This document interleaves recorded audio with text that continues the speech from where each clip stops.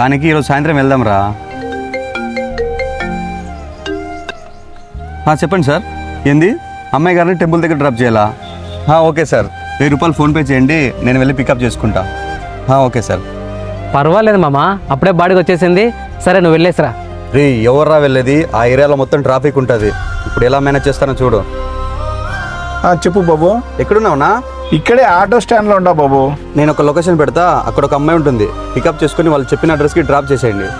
సరే బాబు. సూపర్ మామ, దాంట్లో 100-200 కమిషన్ తీసుకుంటావులే. ఏంది 100-200? పోరా బాబు. డ్రాప్ చేసి వచ్చామ్మా, చాలా ట్రాఫిక్ ఉంది. అలాగా, కరెక్ట్గా డ్రాప్ చేసి వచ్చావా? ఆమె చెప్పిన ప్లేస్లోనే వదిలిపెట్టి వచ్చిన. ఇదిగోండి అన్న. చాలా థ్యాంక్స్ బాబు. నాయుడన్న 400కే మాట్లాడింది, నీకు ఒక 100 ఎక్స్ట్రా ఇప్పించా, ఖర్చులకి పెట్టుకో. చాలా థ్యాంక్స్ బాబు. సరే అన్న. రే ఏందిరా నువ్వు ఆయనతో 1000 రూపాయలు మాట్లాడి అతనికి 500 ఇచ్చావు.